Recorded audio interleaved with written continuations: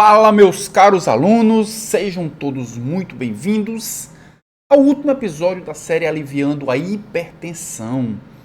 Meu nome é professor Sérgio Araújo, sou fundador aqui do canal Posologia e hoje nós teremos o último episódio da série Aliviando a Hipertensão e nesse episódio nós falaremos sobre os bloqueadores seletivos, ou seja, aqueles fármacos que agem diminuindo a pressão arterial através de bloqueio seletivo de receptores ou de transportadores de eventos que acontecem no controle da pressão arterial. De forma mais específica, o que é que nós veremos na aula de hoje? Falaremos sobre 3 bloqueadores essenciais para o controle da pressão arterial. Os bloqueadores de angiotensina, os bloqueadores dos canais de cálcio e os bloqueadores dos canais beta. E dentro desse universo dos beta-bloqueadores, falaremos também sobre os edemas causados pelos bloqueadores dos canais de cálcio e como evitar essa reação adversa causada por esse tipo de medicamento. E também falaremos sobre a cardioseletividade dos beta-bloqueadores. E olha só, caro aluno, vem muito assunto interessante pela frente. Se você olhou para esse conteúdo que vem pela frente e isso lhe agradou, isso atingiu as suas expectativas, não fique parado, já se inscreve nesse canal, já compartilha esse conteúdo com as pessoas que você vê que também vão se beneficiar desse conteúdo também. Voltando aqui para a tela do nosso PowerPoint, nós vamos começar com um caso clínico. Esse caso clínico ele foi iniciado na aula passada, no episódio 3. Caro aluno, se você não conhece ainda a série Aliviando a Hipertensão, é uma série 100% baseada em casos clínicos. Se você gosta desse formato, já se inscreve no canal, porque cada aula, os casos clínicos vão embasar todo o conhecimento que a gente precisa para resolver esse caso clínico. E como você pôde ver no início desse vídeo, nós já tivemos 3 episódios só da série Aliviando a Hipertensão.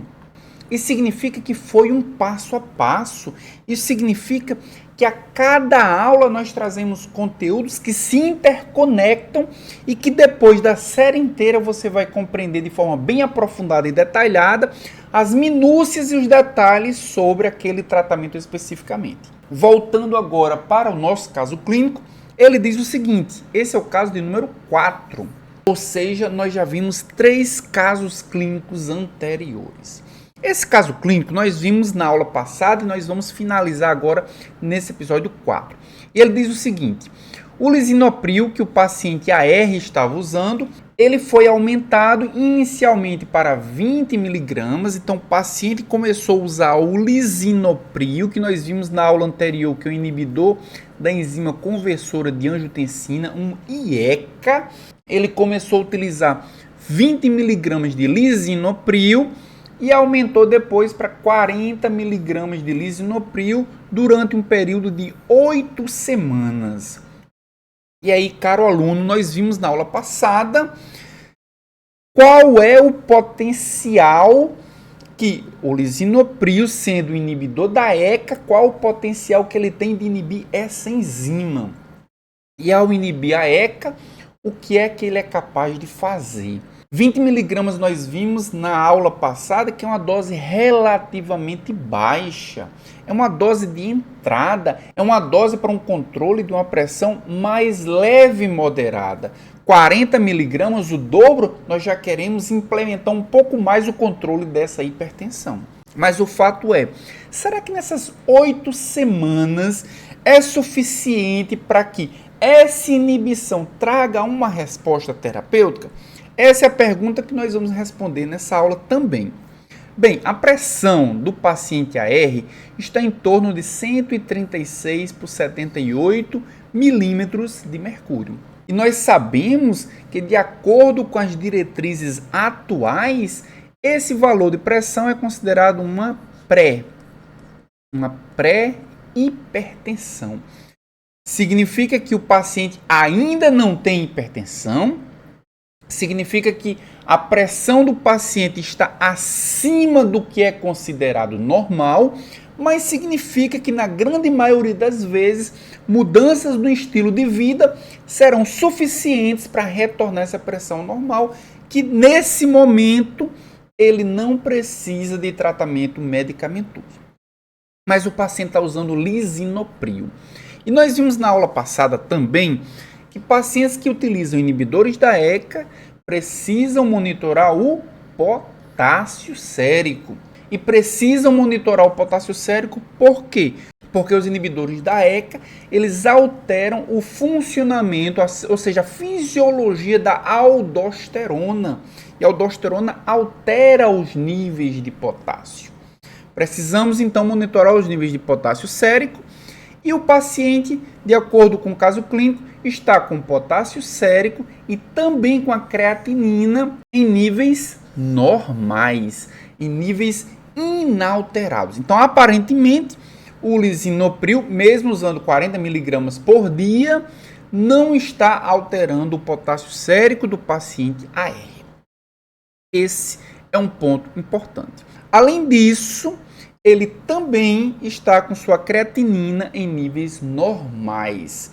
E esse também vai ser um ponto importante, principalmente para a aula de hoje. Bem, no entanto, o paciente AR, ele está relatando tosse seca persistente nos últimos meses.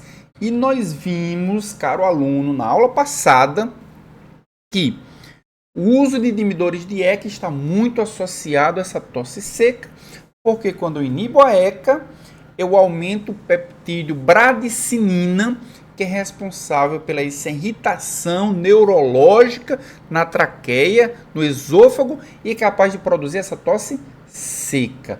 Então, muitas pessoas, muitos pacientes que têm a tosse seca, isso está relacionado ao aumento da bradicinina por causa do uso dos IECA.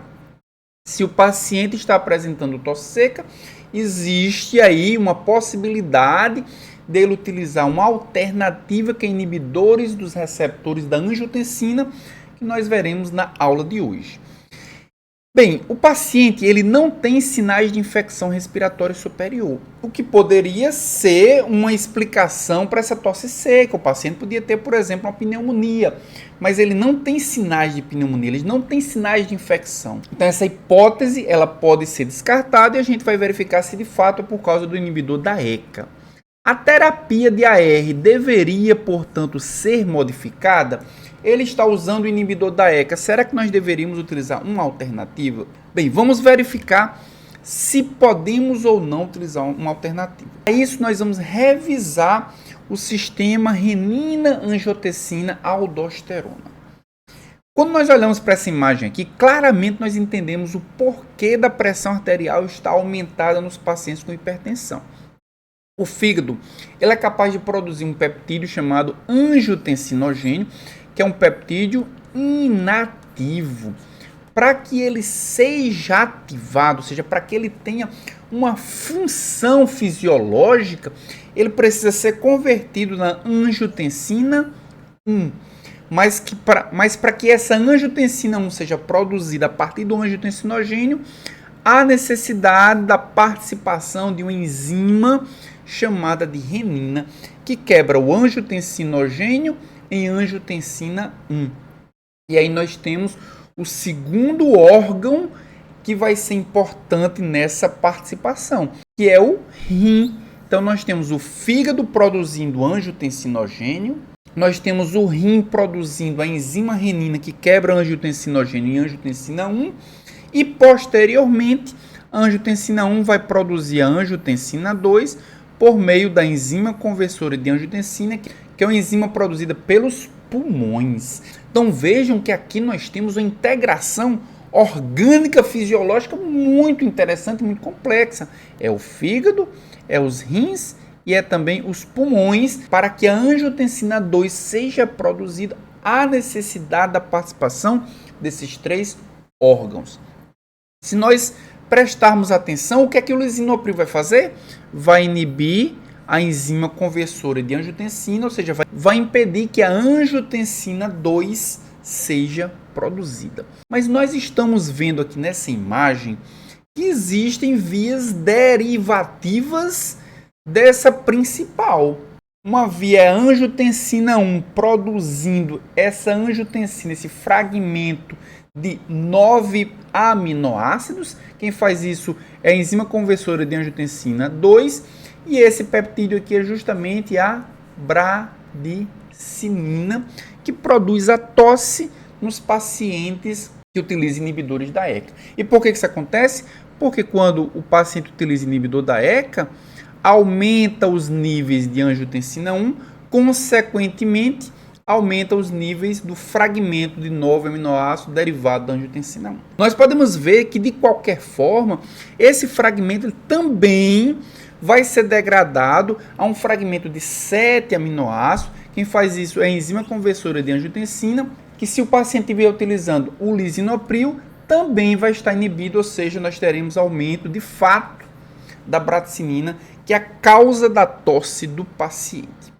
Ok, entendemos que para resolver a tosse do paciente, precisamos substituir o lisinopril por um outro fármaco que talvez haja nesse mesmo mecanismo, talvez haja nesse mesma via metabólica, mas não necessariamente inibindo a enzima conversora de angiotensina. Vamos descer um pouco mais para entender como é que esse metabolismo ele é concluído. Angiotensina 2 é o fármaco ativo, é o peptídeo ativo. E a angiotensina 2 pode agir em 2 receptores diferentes. O receptor AT1, que quando a angiotensina 2 se liga a esse receptor e ativa esse receptor, o que é que nós vamos observar? Vasodilatação, proliferação celular e também fibrose, ou seja, os vasos sanguíneos vão ficar mais rígidos, mais difíceis de dilatar. Se a angiotensina 2 vai bloquear o receptor 2, o AT2, vai produzir uma vasodilatação, uma antiproliferação e uma pró-apoptose. E nós podemos ver aqui também que a angiotensina 2 também pode ser degradada até um fragmento de 7 aminoácidos, e esse fragmento também vai agir no receptor AT2, assim como no receptor MAS, produzindo como efeito final vasodilatação, um efeito anti-inflamatório e um efeito antiproliferativo. Caro aluno, se em vez de inibirmos a ECA, se em vez de inibirmos a enzima conversora de angiotensina e, consequentemente, impedirmos que a angiotensina 2 seja produzido, se em vez disso a estratégia for bloquear apenas o receptor AT1. Verifiquem se isso vai ser ou não vai ser uma boa estratégia. Quando inibimos apenas o receptor AT1, deixamos livre o receptor AT2, responsável pela vasodilatação, pela antiproliferação e pela pró-apoptose. Consequentemente, nós temos aí um efeito apenas inibidor da vasoconstricção, deixando a angiotensina 2 trabalhar na vasodilatação, melhorando muito as funções da antihipertensão. No efeito antihipertensivo de um bloqueador de receptor AT1 da angiotensina é deixar a angiotensina 2 livre para que ela produza uma vasodilatação. Só por isso, os antagonistas dos receptores AT1 da angiotensina já são excelentes. Mas vamos agora olhar para outros aspectos.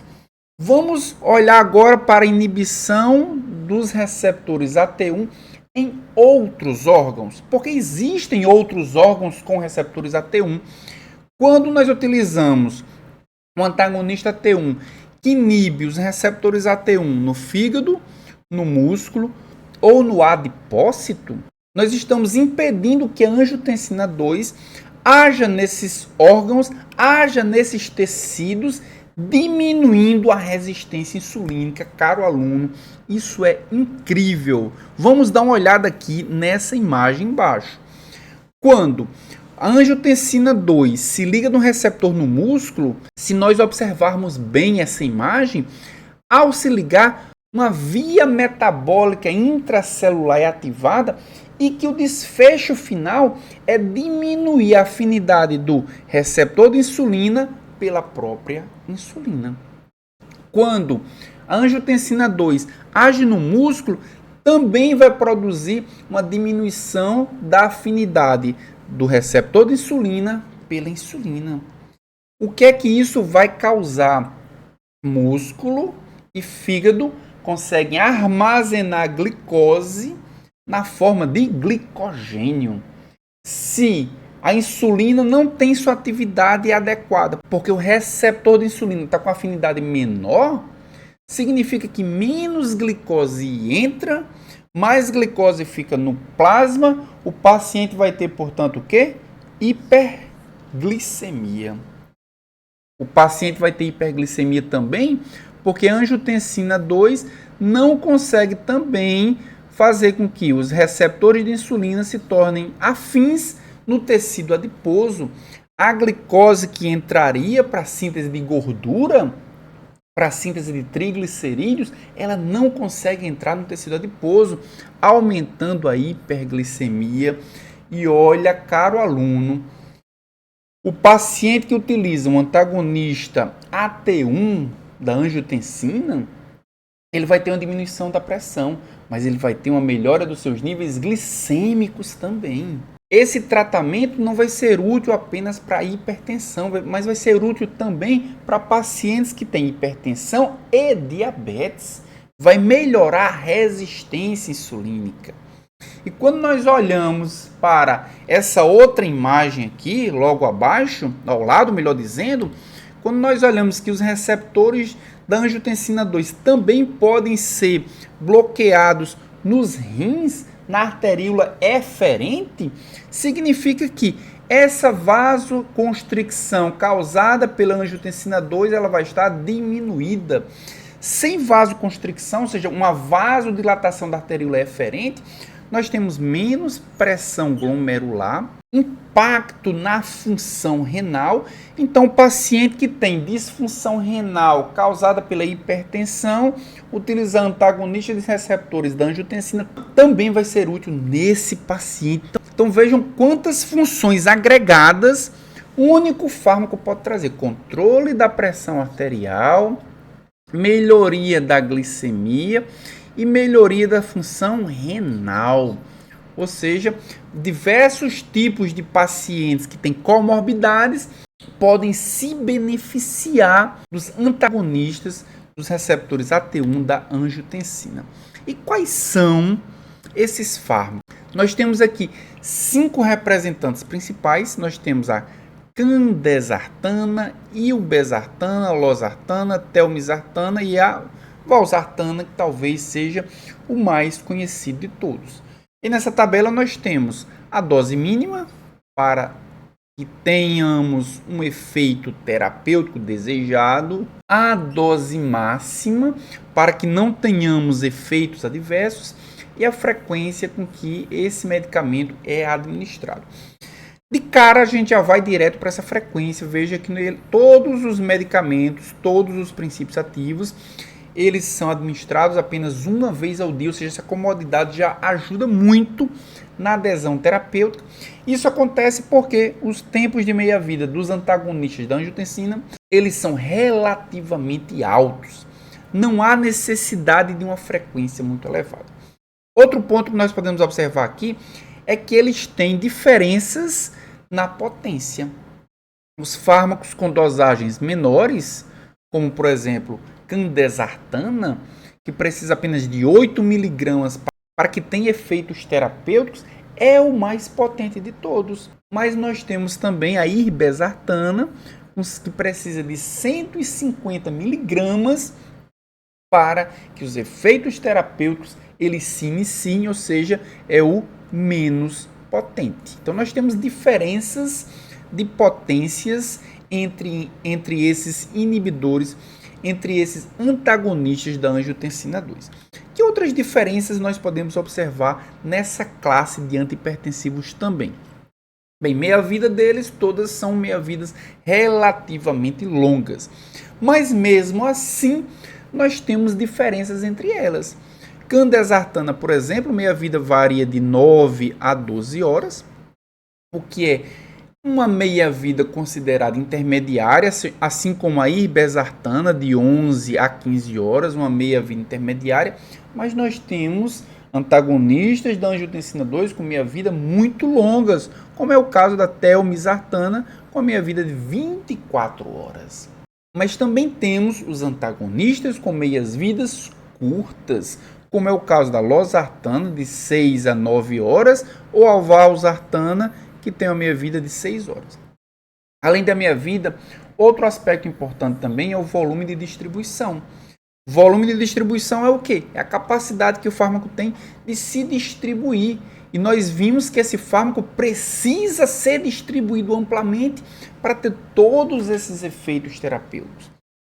Quanto maior o volume de distribuição, maior facilidade esse fármaco tem de conseguir todos os seus benefícios terapêuticos, que não é o caso da candesartana, que tem um volume de distribuição relativamente curto, 0,13 litros por quilo, mas nós temos antagonistas da angiotensina 2 que tem volume de distribuição muito grande, que é o caso da telmisartana, com 500 litros por quilo de peso, ou seja, a distribuição dela vai ser muito ampla e muito rápida também. Outro aspecto que nós podemos ver aqui também é a biodisponibilidade. E a biodisponibilidade nós podemos observar que candesartana tem uma biodisponibilidade relativamente pequena, 15% apenas, e a valsartana também, assim como a losartana, tem uma queda relativamente grande na biodisponibilidade, chegando aí a 33% para a losartana e 25% para a valsartana. Os que apresentam melhor biodisponibilidade são ilbesartana, com 60% a 80%, e a telmisartana, com 42% a 58%. Então, se você está pensando em qual é o melhor antagonista da angiotensina 2 que eu posso utilizar para o paciente, um dos aspectos que pode ser importante é a meia-vida, pode ser o volume de distribuição para que você tenha uma amplitude de efeitos terapêuticos, assim como pode ser também a potência ou a biodisponibilidade. Quando nós olhamos agora, comparando nesse gráfico, nós estamos comparando esse gráfico ilbesartana, valsartana e losartana.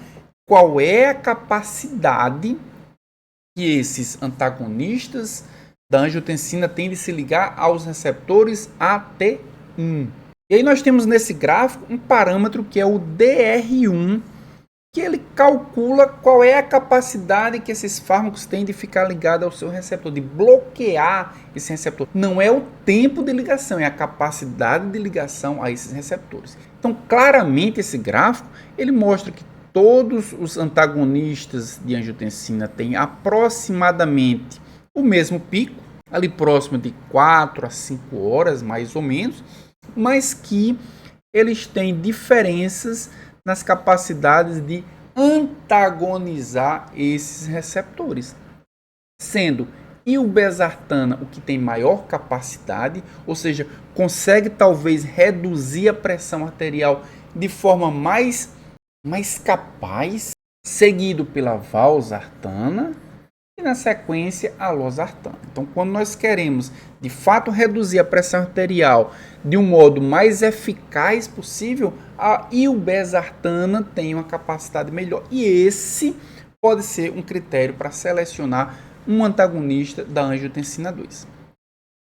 Vamos agora para o caso clínico de número 5. O caso clínico de número 5 se refere a uma mulher, o nome dela é TC, ela tem 76 anos e ela tem hipertensão e tem também dislipidemia.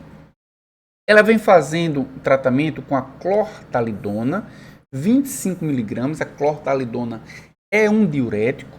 Durante vários anos vem utilizando esse diurético. A sua PA atualmente está em 164 por 76 milímetros de mercúrio, ou seja, ela está no nível de hipertensão, mas vejam que é hipertensão sistólica isolada. Apenas a pressão arterial sistólica está elevada, a diastólica está dentro dos parâmetros de normalidade. Ela não tem outras evidências de complicações associadas à hipertensão, e esse aspecto aqui vai ser importante, porque nós precisamos calcular o risco cardiovascular para definirmos qual vai ser a meta desse paciente, a meta pressórica dessa paciente. O médico de TC prescreveu para ela amlodipino, 5 mg por dia. E aí a pergunta é, quais os benefícios de usar um BCC, ou seja, um bloqueador dos canais de cálcio? Amlodipino é um bloqueador dos canais de cálcio. Nós já vimos a primeira classe de antihipertensivos, que é bloqueadora, que é o bloqueador dos receptores da angiotensina 2. Vimos os benefícios. Nesse caso de número 5, nós vamos ver um bloqueador dos canais de cálcio. Para tratar a hipertensão de TC, será que é adequado? Quais os benefícios que poderia trazer o amlodipino nessa dosagem de 5 mg? Então vamos primeiro calcular a meta pressórica de TC. TC tem risco cardiovascular moderado. E quando nós olhamos aqui para as duas colunas, nós já vimos isso em aulas passadas. Quais são os critérios para que a meta pressórica fique abaixo de 140 por 90 milímetros de mercúrio? Essa meta é para prevenção primária, para risco cardiovascular baixo ou moderado, que é o caso do nosso paciente, idosos frágeis, pacientes com doenças coronarianas, com doenças ventriculares ou hipertensão em estágio 3. Nós precisamos que a meta pressórica fique em 130 por 80 se o paciente tiver um risco cardiovascular alto, idosos saudáveis, pacientes com diabetes, pacientes com insuficiência renal crônica ou com hipertensão em estágio 1 ou em estágio 2. No caso da paciente desse caso clínico, tem risco cardiovascular moderado, então a meta pressórica dela é 140 por 90 milímetros de mercúrio. Então já entendemos onde a gente quer chegar. Agora a gente precisa definir como a gente vai chegar. Qual vai ser o arsenal terapêutico utilizado para a gente chegar nessa meta de 140 por 90 milímetros de mercúrio. E aí, para essa paciente, foi prescrito um bloqueador de canais de cálcio. E o que é que os bloqueadores de canais de cálcio são capazes de fazer? Vão bloquear os canais de cálcio cardíacos ou os canais de cálcio vasculares. Onde é que os canais de cálcio cardíacos e vasculares vão estar e qual vai ser o papel dele? Nós temos canais de cálcio aqui no nódulo sinoatrial. E o que é que o nódulo sinoatrial vai fazer? É onde se inicia o impulso nervoso para controlar os batimentos cardíacos. A frequência cardíaca é iniciada no nódulo sinoatrial. E para isso, a entrada de cálcio, liberação de neurotransmissor, consequentemente esse impulso nervoso vai sair aqui do átrio, passar para o ventrículo, vai ter um delay, porque o átrio bate primeiro, o ventrículo bate na sequência, para que o sangue possa fluir do átrio para o ventrículo e depois do ventrículo para todo o corpo. É assim que vai funcionar de uma forma muitíssimo resumida, só para a gente entender isso aqui. Mas no nódulo sinoatrial nós temos transportadores de cálcio e se nós inibirmos os transportadores de cálcio no nódulo sinoatrial, consequentemente nós controlaremos a frequência cardíaca. Onde é que nós temos ainda transportadores de cálcio que vão impactar na função cardíaca? Nós temos no próprio músculo cardíaco. O cálcio entra no músculo cardíaco e esse cálcio vai fazer parte do mecanismo actina-miosina para contração ou relaxamento muscular. Se o cálcio entra, o músculo se contrai. Se o cálcio não entra, o músculo relaxa. Se o cálcio entra e o músculo se contrai, maior quantidade de sangue vai ser impulsionada. Então vejam aqui que a entrada de cálcio vai ser responsável pela força de contração. Então, a frequência cardíaca e a força de contração vão ser controladas pela entrada de cálcio, seja no nódulo sinoatrial, seja no músculo cardíaco. E que, em conjunto, vão ser responsáveis pelo débito cardíaco. Nós vimos isso na primeira aula. A pressão arterial, ela depende do débito cardíaco, ou seja, da quantidade de sangue que sai do coração, que depende da frequência e da força de contração. Mas, se o débito cardíaco não estiver alterado, essa pressão arterial vai depender da resistência vascular periférica. Ou seja, o sangue que bate nas paredes dos vasos sanguíneos, se esse vaso não se dilata, se esse vaso tem uma resistência, essa pressão ela aumenta. Então, nós temos também nos vasos sanguíneos transportadores de cálcio, que quando o cálcio entra, esse vaso vai se contrair, aumentando a pressão. Se nós bloqueamos a entrada de cálcio, nós vamos ter uma dilatação. Então, os bloqueadores dos canais de cálcio vão diminuir a função do nódulo sinoatrial, vão diminuir a força de contração do coração, que em conjunto vão reduzir o débito cardíaco, e também vão reduzir a contração de vasos sanguíneos, diminuindo a resistência vascular periférica. De uma forma geral, o que os bloqueadores de canais de cálcio vão fazer para reduzir a pressão arterial é isso. Mas quais são eles? Nós temos alguns, como verapamil e o diltiazem, que agem preferencialmente nos canais de cálcio do coração. Eles vão alterar a fisiologia cardíaca. E nós temos outros bloqueadores, como nifedipino e amlodipino, que vai inibir principalmente transportadores de cálcio dos vasos sanguíneos, diminuindo a resistência vascular periférica. No caso de TC, ele tem hipertensão sistólica isolada.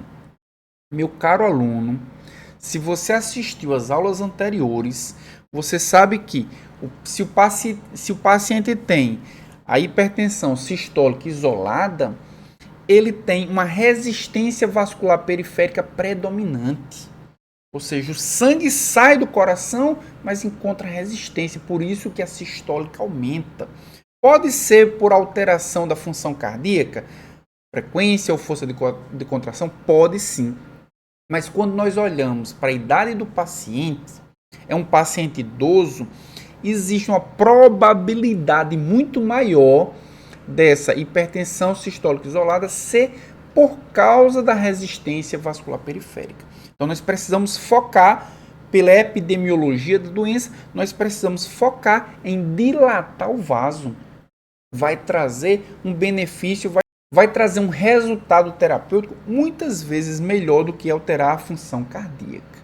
Então, vamos voltar aqui para o nosso PowerPoint para a gente entender melhor quais são os principais bloqueadores dos canais de cálcio. Nós temos o amlodipino, que é o que o paciente está usando, felodipino, isradipino, lacidipino, nifedipino, nicardipino, nisoldipino, nitrendipino, licanidipino e manidipino. Então vejam que nós temos muitas opções.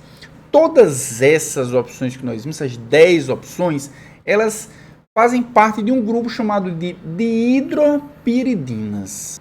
E aqui nós temos nessa tabela a dose mínima usada para diminuir a pressão arterial e a dose máxima, além da frequência. E aqui nós temos um dado muito importante, que é a geração na qual esses bloqueadores dos canais de cálcio pertencem.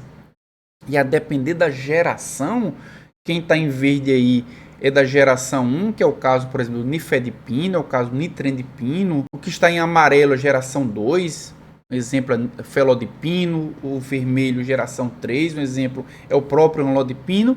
E a geração 4, nós temos aqui lercanidipino, que está na cor roxa. Essas gerações, nós temos aí 4 gerações, elas têm diferenças marcantes e que muitas vezes são utilizadas como critério de seleção para a escolha de qual é a dihidropiridina usado para tratar o paciente. Vamos fazer uma análise rápida dessas diferenças de uma forma mais abrangente possível para depois entrar nas especificidades. Primeira geração, quais são as diferenças? Apresenta uma duração mais curta, se nós olharmos, por exemplo, a nifedipino, ele apresenta uma duração mais curta, então a necessidade de uma maior frequência na administração, no caso aqui 2 a 3 vezes, ou seja, torna o tratamento um pouco mais incômodo por causa dessa alta frequência da administração do fármaco. Apresenta efeitos adversos maiores, como por exemplo taquicardia reflexa, rubor, cefaleia, a gente vai entender por que isso acontece. Os fármacos de segunda geração, que são os amarelos, exemplo aqui, felodipino, por exemplo, apresentam formulações de liberação prolongada, foram os primeiros a apresentar formulações de liberação prolongada, fazendo com que a frequência de uso seja menor, por exemplo, uma vez ao dia. Também apresentaram menor oscilação pressórica, fazendo com que haja menor taquicardia reflexa, a gente vai entender por que isso acontece também. Os de terceira geração, como por exemplo manidipino, como por exemplo amlodipino, apresentam maior lipofilia, maior estabilidade farmacocinética. A gente vai entender por que a lipofilia é tão importante para essa estabilidade farmacocinética, menor risco de taquicardia reflexa e também menor ativação simpática, que é muito importante. A gente vai entender por que isso acontece também. E os de quarta geração, o exemplo aqui, lecarnidipino, nós temos reduzidos efeitos adversos e amplo espectro de lisagem em canais de cálcio do tipo N e do tipo L. E a gente vai entender por que isso é importante também. Agora, antes de seguir em frente, caro aluno, eu quero saber se você está gostando dessa aula.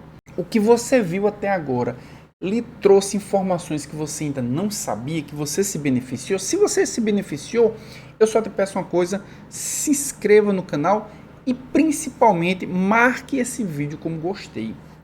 Se você marca esse vídeo como gostei, certamente esse vídeo vai ser impulsionado para outras pessoas assistirem também.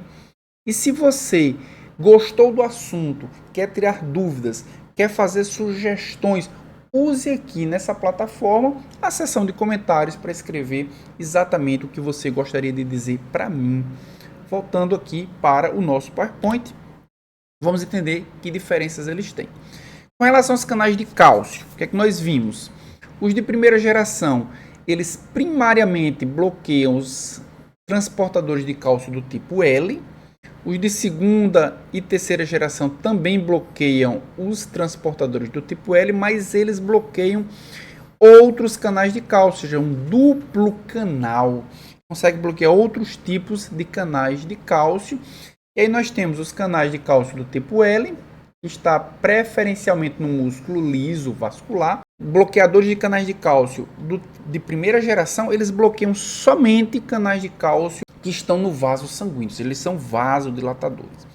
Quando nós temos os de segunda geração, os de terceira geração e principalmente os de quarta geração, que bloqueiam os canais do tipo N ou T também, além do L, ele vai reduzir a liberação de noradrenalina. E olha como é interessante. Os canais de cálcio, eles fazem com que o cálcio entre tanto no músculo como no neurônio. Neurônios noradrenérgicos, para liberação de noradrenalina. Se ele bloqueia canais de cálcio do tipo N ou T, ou seja, eles são duplo canal, ele impede que seja liberado noradrenalina. A gente vai ver que existe uma possibilidade, se a gente bloqueia apenas no coração, depois que esse bloqueio se desfaz, o sistema noradrenérgico está ali ativando. O coração diminuiu a frequência cardíaca. O vaso sanguíneo está dilatado. Para compensar, o coração começou a bater mais acelerado. Para compensar, o coração começou a bater com mais força. Isso se refere ao reflexo adrenérgico. Se eu bloqueio a liberação de noradrenalina, eu bloqueio também esse reflexo adrenérgico. Esse é um grande papel que os bloqueadores dos canais de cálcio do tipo de hidropiridina têm também. Em termos de lipofilicidade, os de primeira geração têm uma menor lipofilicidade, os de segunda também, os de terceira já têm uma lipofilicidade moderada e os de quarta têm uma elevada lipofilicidade. E no que é que isso vai impactar? Quanto maior essa capacidade de lipofilicidade, maior capacidade dele se acumular nas membranas plasmáticas. Isso vai prolongar a ação e vai evitar os picos de concentração, menos efeitos adversos também.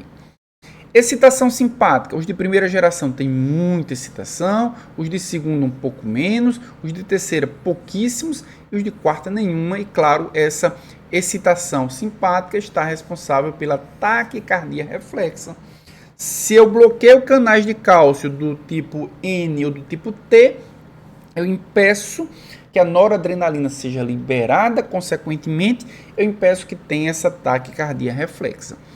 Cefaleia e rubor, principalmente relacionado aos de primeira geração, os de segunda menos, os de terceira e os de quarta geração têm uma pequena capacidade de produzir essa cefaleia e rubor. Isso acontece principalmente por causa da vasodilatação cerebral. A gente quer que os bloqueadores de canais de cálcio eles promovam a vasodilatação periférica. Quando eles provocam a vasodilatação central, nós temos cefaleia e rubor. E o edema periférico causado principalmente pelos de primeira e segunda geração, mas os de terceira geração também causam o edema periférico e os de quarta geração, esses são isentos desse efeito adverso. Isso acontece principalmente pela baixa lipofilicidade. Quanto menor a lipofilicidade, maior a capacidade do fármaco, do bloqueador de canais de cálcio, promover edema periférico. Por isso que os de quarta geração, eles têm baixa capacidade de produzir edema periférico e eles têm elevada lipofilicidade, que eles ficam se acumulando ali na membrana plasmática, sendo liberados aos pouquinhos, baixo pico, consequentemente, menor efeito de edema periférico. E os não de hidropiridina? Bem, os não de hidropiridina, nós temos aqui o verapamil, o diltiazem, o bepridil, o mipefradil e o galopamil. São fármacos que também bloqueiam canais de cálcio. Eles não têm um grupamento químico comum como é o da dihidropiridina. Também variam com relação à sua potência, tem uma dose máxima, uma dose mínima. Os menores, os mais potentes têm doses menores, os menos potentes têm doses maiores, mas vejam que todos eles têm uma meia-vida relativamente baixa, então precisam ser administrados com a frequência maior. E ao contrário dos dihidropiridina, que agem preferencialmente no vaso sanguíneo, promovendo a vasodilatação, o que é ideal para o paciente no nosso caso clínico, os não dihidropiridina agem nos canais de cálcio cardíacos. Vamos ver as diferenças entre eles também? Primeiro, com relação aos efeitos fisiológicos. Inotropismo. Inotropismo é o quê? É a capacidade que o bloqueador do canal de cálcio tem de diminuir a força de contração. O verapamil tem uma grande capacidade de reduzir a força de contração. O diltiazem também tem, mas é menor, comparando apenas esses dois, né, verapamil e diltiazem, que são os mais utilizados na prática clínica, sendo que o verapamil age exclusivamente em transportadores de cálcio cardíacos, enquanto que o diltiazem ele é misto, ele é híbrido. Ele bloqueia canais de cálcio cardíacos e canais de cálcio que estão nos vasos sanguíneos. Por isso que o efeito do ionotropismo do diltiazem é menor. Comparando com as de hidropiridina promovem uma vasodilatação. Então eles podem ir desde um efeito neutro ou pode ter um leve aumento da força de contração em função do reflexo, já que diminui a pressão, já que promove a vasodilatação, muitas vezes o coração ele se contrai com um pouco mais de força para compensar essa queda pressórica. Cronotropismo, ou seja, a frequência cardíaca, da mesma forma que aconteceu com o ionotropismo, nós temos uma diminuição grande com verapamil e uma diminuição moderada com diltiazem, e para as dihidropiridinas, muitas vezes a gente tem um aumento reflexo. Com relação à vasodilatação periférica, verapamil até produz uma leve vasodilatação, mas o diltiazem de fato é quem promove uma dilatação maior e o principal papel das dihidropiridina é esse, então claro, ele apresenta aqui com 4 cruzes. Efeito na pressão arterial. Qual é o efeito que esses antihipertensivos produzem, qual a capacidade que eles têm em reduzir a pressão arterial?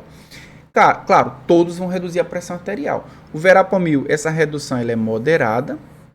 O diltiazem é uma redução muito boa.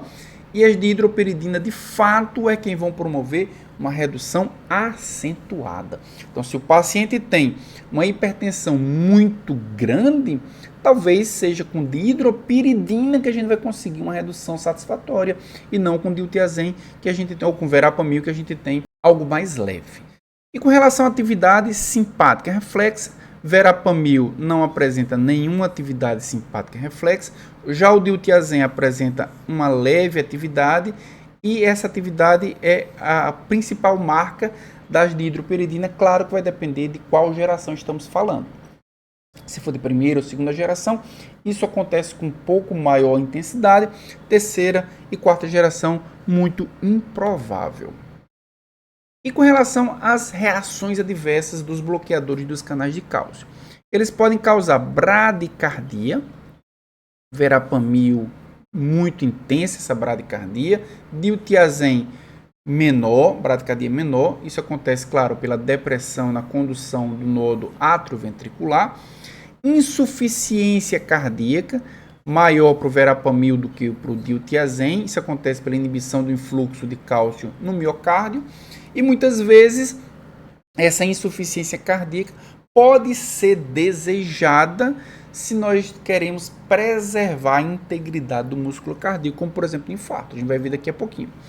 E a constipação pode ser uma outra reação adversa também, porque nós temos canais de cálcio no trato intestinal, e esse efeito no bloqueio dos canais de cálcio pode produzir um efeito relaxante da musculatura lisa intestinal, produzindo uma constipação principalmente com verapamil e muito pouco com um diltiazem.